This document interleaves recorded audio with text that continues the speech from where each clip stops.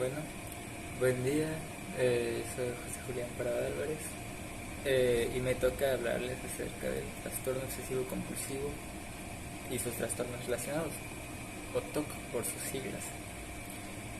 Uno de los criterios diagnósticos del TOC es pues más que nada la presencia de obsesiones, compulsiones o ambas en un individuo. Estas obsesiones o estas compulsiones tienen que requerir de mucho tiempo, más de una hora por día, y también tienen que causar un malestar clínicamente significativo o un deterioro en el ámbito social, laboral, personal o en cualquier otro ámbito que afecte el funcionamiento importante del individuo. Los síntomas obsesivo-compulsivos no se pueden atribuir a otros efectos fisiológicos, ya sea de medicamentos, drogas o de alguna afección médica, como por ejemplo una enfermedad. Y esta alteración no se explica mejor por los síntomas de otro trastorno mental. O sea que el trastorno obsesivo-compulsivo se explica por sí mismo. Por parte de las obsesiones, estas obsesiones son pensamientos, impulsos, imágenes, ideas recurrentes y persistentes que se experimentan como invasivas, intrusivas y no deseadas. En la mayoría de los casos, los individuos que las presentan también suelen tener ansiedad o un malestar al tener estas obsesiones. Como resultado de esto, el sujeto intenta ignorar o suprimir estos pensamientos o neutralizarlos con algún otro tipo de pensamiento o acto de igual forma repentino, como por ejemplo las compulsiones.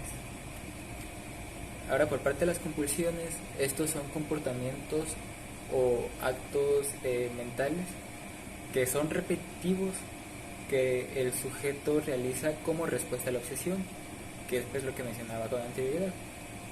Cuando un individuo empieza a presenciar una obsesión, pues la misma ansiedad y el mismo malestar que le genera esta obsesión lo impulsa a tener estas actitudes que son las compulsiones.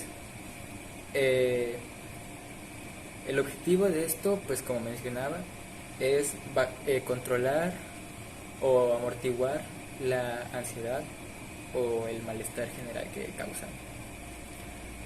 Algunos especificadores del trastorno es que pues los que lo padecen tienen un sentido exagerado de la responsabilidad, tienen una tendencia a sobreestimar las amenazas, son muy perfeccionistas, no toleran para nada la incertidumbre, es algo que les causa aún más ansiedad.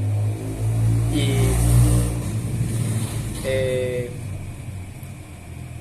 hasta un 30% de los individuos con TOC pueden tener trastornos con tics, principalmente los hombres, que también son quienes más presentan indicios de TOC en la niñez. Las características diagnósticas es que pues los síntomas del TOC tienen que tener estas obsesiones y estas compulsiones repetitivas y persistentes. No con que solo se repita un día o 2 días ya es como ya tienes TOC, sino que tiene que ser más por un periodo de tiempo más alargado, y dichas compulsiones, obsesiones tienen que durar más de una hora. El individuo intenta ignorar o suprimir estas obsesiones o neutralizarlas con otro pensamiento o acción. Lo que mencionaba de que cuando se presentan este tipo de obsesiones, el individuo inmediatamente lo contraataca como una obsesión, y pues deben consumir las obsesiones y las compulsiones, como mencionaba, tienen que consumir muchísimo tiempo al día, más de una hora al día, y también pues tienen que provocar un malestar clínicamente significativo, o sea, pues lo que mencionamos de ansiedad, estrés, etcétera. características que apoyan este diagnóstico es que pues el contenido de las obsesiones y las compulsiones varía demasiado de acuerdo a cada individuo. Dos individuos con TOC no por tener el mismo trastorno van a tener las mismas obsesiones o las mismas compulsiones. Puede haber casos en los que sí, pero por regla general no deben tener estas mismas obsesiones, estas mismas compulsiones. Algunas personas con TOC tienen muchas dificultades para deshacerse de cosas o de objetos como consecuencia de sus propias obsesiones, que de hecho también vamos a abordar eso más adelante, que sería relacionado al trastorno de acumulación. También es común que estas personas tiendan a evitar personas y lugares o cosas que puedan desencadenar las obsesiones y las compulsiones, precisamente para evitar este malestar que les generan. Por parte de los factores de riesgo del trastorno obsesivo compulsivo son mayormente temperamentales, por lo que mencionábamos de que las obsesiones y las compulsiones le generan muchísima ansiedad, muchísimo estrés. Entonces eso los puede llevar a explotar de algunas maneras o a sobrereaccionar también, pues con eso que mencionábamos de que se toman las amenazas muy de sobremanera. También tienen factores ambientales y factores de riesgo ambientales y genéticos y fisiológicos. Por parte del diagnóstico diferencial, si bien el TOC de cierta forma se relaciona con la ansiedad, los trastornos de ansiedad son un diagnóstico diferencial, al igual que el trastorno depresivo mayor, otros trastornos obsesivos compulsivos y trastornos relacionados, por ejemplo la tricotilomanía, el trastorno de acumulación, el trastorno de excoriación, también el trastorno de los tics, los movimientos estereotipados, trastornos psicóticos, otros comportamientos de tipo compulsivo y el trastorno de una personalidad obsesiva compulsiva. La comorbilidad es que un punto de esto es que muchos adultos con el trastorno tienen un diagnóstico de por vida de trastorno de ansiedad, trastorno depresivo o un trastorno bipolar. El inicio del TOC es generalmente más tardío que el de los trastornos de ansiedad comórbidos y el trastorno de estrés postraumático, pero a menudo procede de los trastornos de depresión. O sea que en caso de que una persona tenga comorbilidad del TOC a la depresión, el TOC se va a manifestar primero antes que la depresión. La comorbilidad con el trastorno de personalidad obsesivo-compulsiva también es frecuente en los individuos con TOC. Podría decirse que, a pesar de ser diagnósticos diferenciales, van un poco de la mano.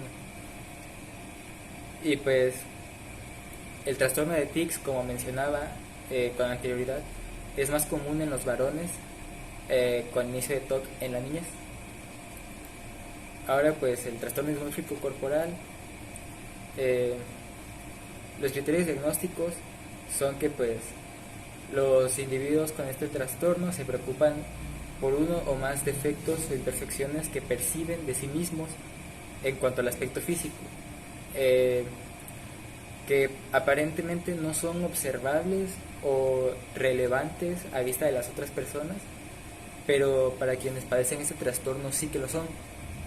En algún momento durante el curso del trastorno, el sujeto ha realizado comportamientos o actos repetitivos como respuesta a la preocupación por el aspecto. O sea que un acto repetitivo podría ser mirarse mucho al espejo, acomodarse el cabello, acomodarse la ropa, los lentes, tocarse la nariz, cubrirse la boca cuando está hablando, cuando se está riendo, intentar cubrir o disimular cualquier tipo de inseguridad que tengan respecto a lo físico. También pues la preocupación por el aspecto causa un malestar clínicamente significativo o un deterioro social, laboral o de otras áreas importantes del funcionamiento. Y la preocupación por el aspecto no se explica mejor por la inquietud acerca del tejido adiposo o el peso corporal en un sujeto. Las características diagnósticas es que los individuos con trastorno dismórfico corporal están preocupados por uno o más defectos percibidos en su apariencia física, por lo que ellos mismos se perciben como que son feos, poco atractivos, anormales o deformes. O sea que aunque nosotros veamos a las otras personas normales o incluso pues atractivas, las personas que padezcan este trastorno se van a percibir de una manera totalmente diferente. Puede que incluso se vean con sobrepeso, que se vean con un rostro totalmente diferente al que nosotros vemos, que por ejemplo para ellos su nariz sea muchísimo más grande, muchísimo más pequeña, todo este tipo de cosas que ellos perciben de una manera diferente a la de nosotros, y es por eso mismo que les causa esta como percepción alterada de sí mismos y todas estas inquietudes y pues preocupaciones. Las preocupaciones también pueden centrarse en una o en varias zonas del cuerpo, comúnmente en la piel, el pelo o la nariz. O sea que una persona con trastorno dismórfico corporal puede solamente centrarse en, por ejemplo, la forma de su mandíbula, o también puede centrarse en la forma de su mandíbula y, por ejemplo, sus ojos, la forma de sus ojos, el tamaño de sus ojos. O simplemente pues hay quienes se preocupan ya por todo su cuerpo. En respuesta a la preocupación se llevan a cabo comportamientos o actos mentales excesivos y repetitivos. Lo que mencionaba, estarse acomodando el pelo a cada rato, verse en el espejo, cubrirse la cara, o incluso evitar verse en el espejo, evitar verse en fotos siquiera. Características asociadas que apoyan el diagnóstico. El trastorno dismórfico corporal está asociado con altos niveles de ansiedad, ansiedad social, evitación social, depresión, neuroticismo y perfeccionismo, así como una baja extroversión y autoestima. Debido a que ellos se ven poco atractivos o feos, sienten que es mejor si nadie más los ve de esa manera, porque los incomoda mucho, les genera mucho estrés o mucha ansiedad, y es por eso mismo que, como mencionaba, evitan incluso salir en fotos, y pues hay quienes de plano evitan incluso salir a la calle, como mencionábamos acerca de la ansiedad social.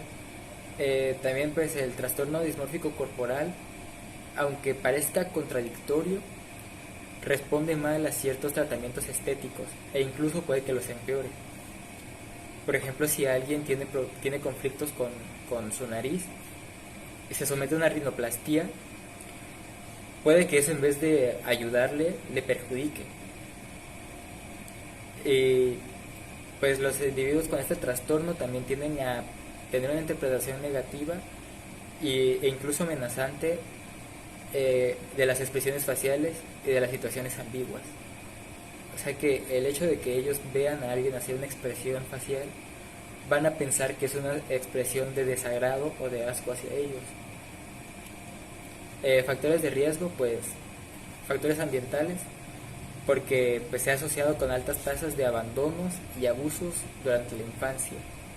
Genéticos y fisiológicos, porque pues la prevalencia del trastorno es elevada en los familiares de primer grado de personas con trastorno obsesivo compulsivo. El trastorno dismórfico corporal tiene un riesgo de suicidio muy alto, principalmente en adultos y adolescentes con este trastorno. Los individuos con trastorno dismórfico corporal tienen muchos factores de riesgo para el suicidio consumado, como el alto índice de ideación suicida, los intentos de suicidio, las características demográficas asociadas con el suicidio y las cifras de un trastorno depresivo mayor, comórbido. Diagnóstico diferencial, pues preocupaciones normales por la apariencia y defectos físicos claramente perceptibles. Por ejemplo, si alguien tiene el pelo descuidado y eso es algo que la gente nota, pues el hecho de que esa persona se preocupe por cómo se ve, eso no es un indicio de que tenga trastorno dismórfico corporal. Trastornos de la conducta alimentaria, eh, hay veces en las que sí van de la mano, hay veces en las que están completamente alejados. Trastorno de ansiedad por enfermedad, trastorno depresivo mayor, trastornos de ansiedad y trastornos psicóticos. Comorbilidad, pues como mencionábamos con anterioridad, el trastorno depresivo mayor es el trastorno comórbido más común de los pacientes con trastorno dismórfico corporal. Ahora pues pasando al trastorno de acumulación. Los criterios diagnósticos del trastorno por acumulación es que tienen una dificultad persistente de deshacerse o de renunciar a las posesiones independientemente de su valor real. Así como no se pueden desapegar de un anillo de oro, tampoco se pueden desapegar de una pila de basura que para ellos pueda resultarles útil. Esta dificultad es debido a una necesidad percibida de guardar las cosas y el malestar que se siente al deshacerse de ellas. El hecho de pensar en deshacerse de sus cosas los hace sentirse muy como ansiosos e incluso molestos, porque gran parte de los individuos que tienen trastorno de acumulación piensan que todo lo que tienen les va a ser útil en algún punto, por eso mismo no se deshacen de ello. También pues la acumulación causa malestar clínicamente significativo o deterioro en lo social, laboral o en otras áreas importantes del funcionamiento. La dificultad de deshacerse de estas posesiones da lugar a la acumulación de cosas que congestionan y abarrotan las zonas habitables y alteran en gran medida su uso previsto. O sea que llegan a un punto en el que empiezan a acumular tantas cosas que ya empieza a ser muchísima basura que empieza a robar espacio del hogar. Me ha tocado ver casos en los que hay incluso basura más o menos hasta la mitad del piso a las paredes. Las características diagnósticas es que pues una de las características esenciales del trastorno de acumulación es pues precisamente la dificultad persistente que tienen para deshacerse de las posesiones que tienen. También guardan voluntariamente todas sus posesiones y lo que mencionaba, cuando se plantean el deshacerse de estas, experimentan muchísima angustia, muchísima ansiedad y, como dije, incluso enojo. Características asociadas que apoyan al diagnóstico es que pues otras características de las personas que tienen este trastorno es que también son muy indecisos, son muy perfeccionistas, son personas muy evasivas y pues se les dificulta mucho hacer tareas de planificación o de organización. Y también pues tienen cierto grado de pérdida de atención. También pues puede que incluso no acumulen objetos, sino animales. Y esto es más a falta de unos estándares de nutrición en los animales, una falta de sanidad también, de atención veterinaria y de actuación sobre el empeoramiento de su situación y del medio ambiente.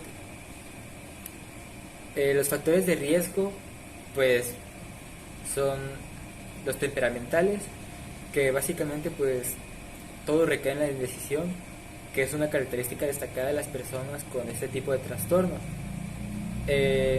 Características ambientales, pues que los individuos con el trastorno de acumulación informan a menudo retrospectivamente de acontecimientos vitales estresantes traumáticos anteriores a la aparición de la enfermedad o que causan exacerbación de la misma.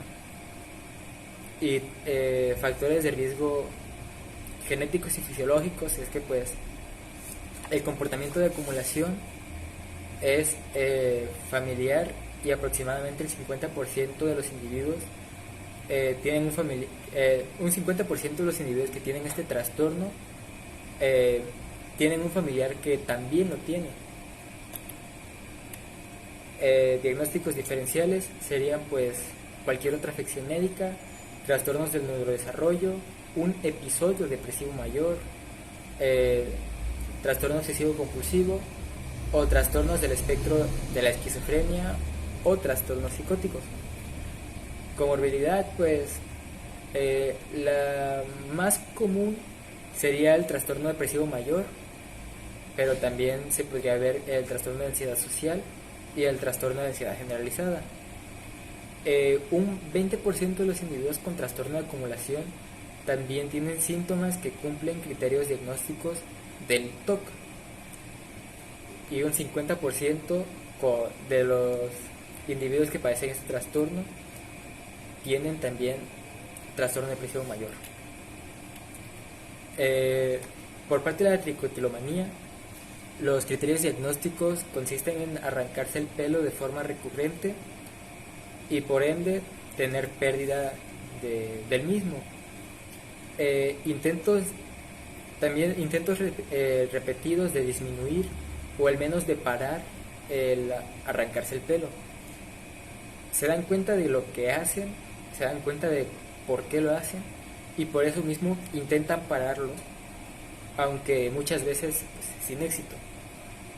El hecho de arrancarse el pelo o la pérdida del mismo sin el simple hecho de arrancárselo no se puede atribuir a otra afección médica, y pues esto no se explica mejor por otros síntomas de algún otro trastorno mental.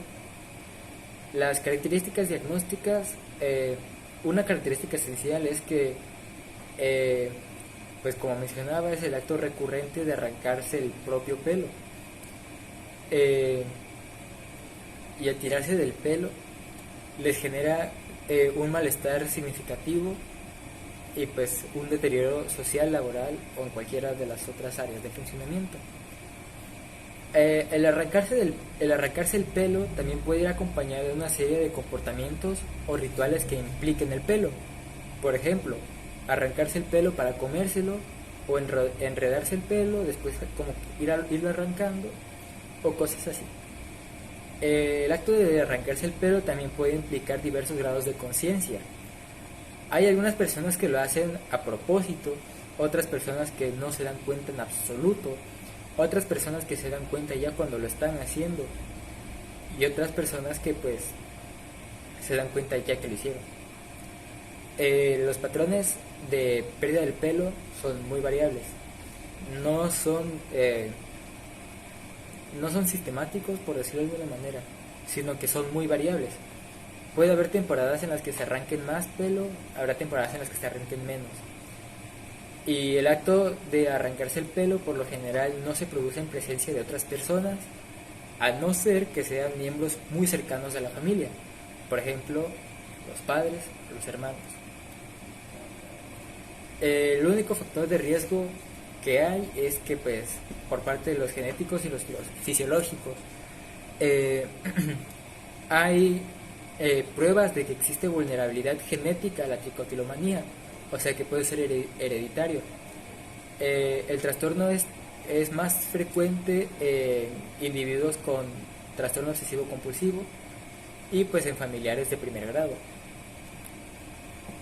Diagnóstico diferencial, pues simplemente que sea una depilación o una manipulación normal. Otros trastornos obsesivo compulsivos o relacionados, o cualquier otra afección médica. Por parte de la comorbilidad, suele ir acompañada por lo general de un trastorno depresivo mayor y del trastorno de excoriación, que es básicamente rascarse la piel. Hablaremos de eso más adelante. En la mayoría de los individuos con tricotilomanía hay ciertas conductas repetitivas centradas en el cuerpo, con síntomas distintos de arrancarse el pelo o de rascarse la piel, que puede merecer un diagnóstico adicional de otro trastorno obsesivo compulsivo. Ahora, pues, el trastorno de exploración. Como explicaba, el trastorno de exploración es básicamente rascarse la piel o pellizcarse al punto de dañarse la piel de una manera evidente. Criterios diagnósticos, pues dañarse la piel de forma recurrente hasta producirse lesiones cutáneas, lo que explicaba. Intentos repetidos de disminuir o dejar de rascarse la piel. Y de nuevo, pues hay quienes están más conscientes de esto y hay quienes no. Por eso mismo, algunos individuos intentan parar esto y otros, pues como no se dan cuenta, no tienen esta facilidad de intentar parar o simplemente el querer hacerlo.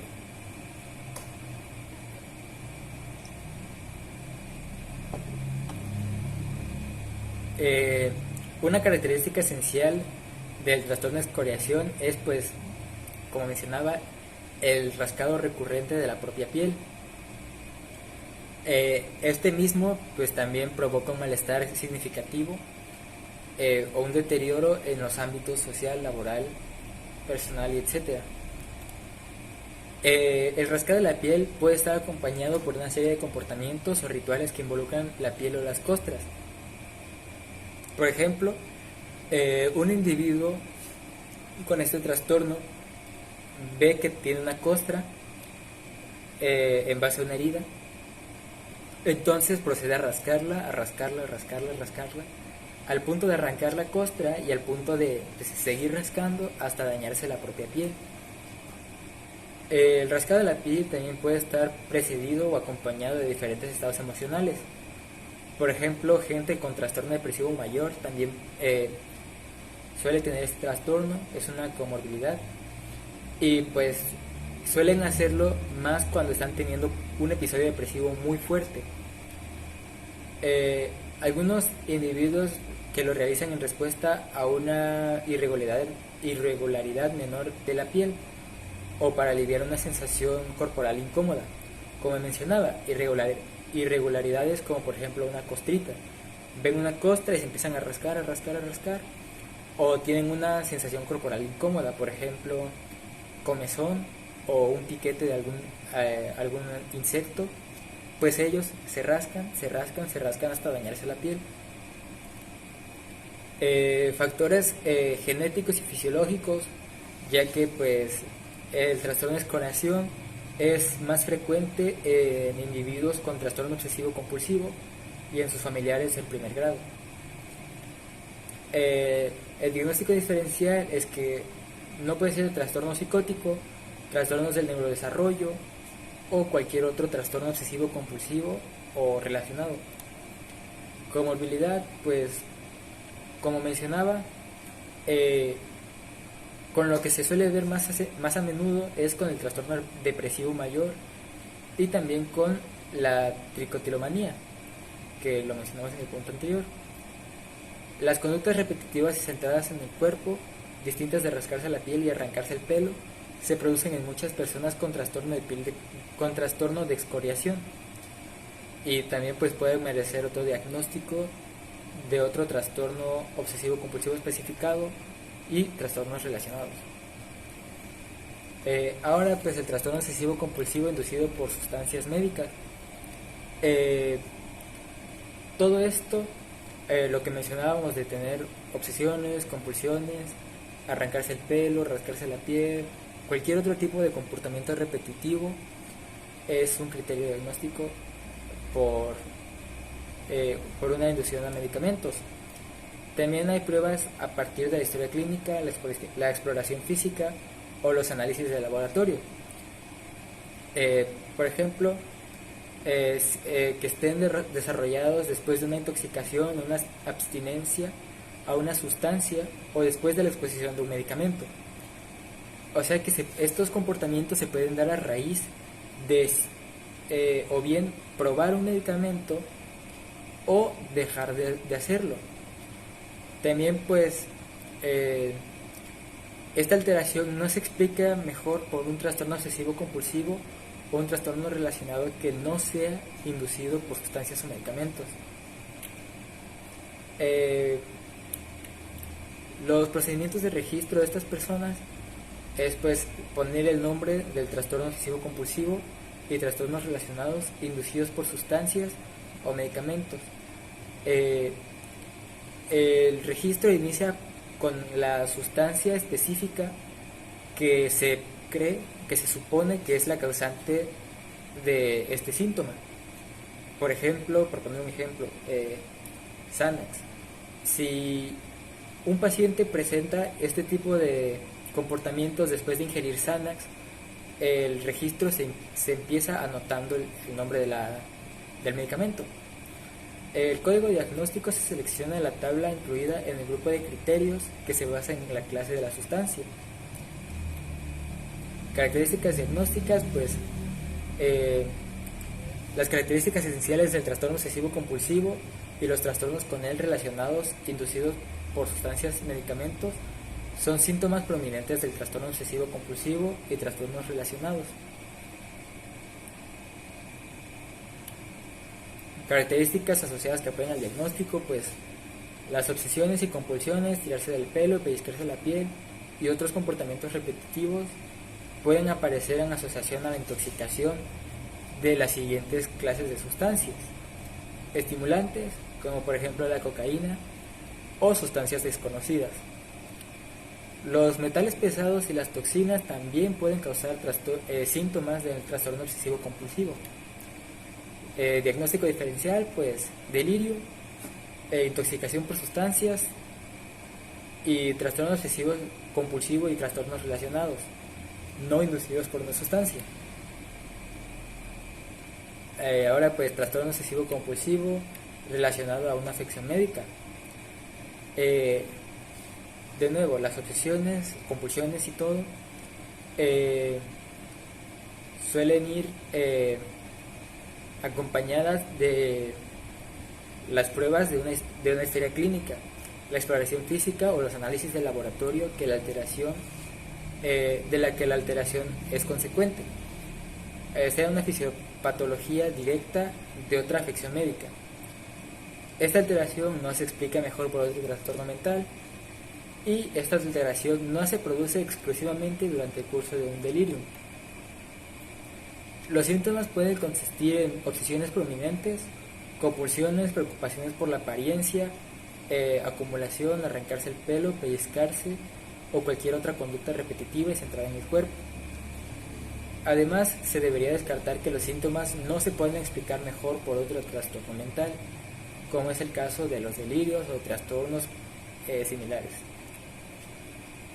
Hay una serie de trastornos orgánicos que pueden ocasionar síntomas obsesivos compulsivos y similares como parte de sus manifestaciones. Algunos son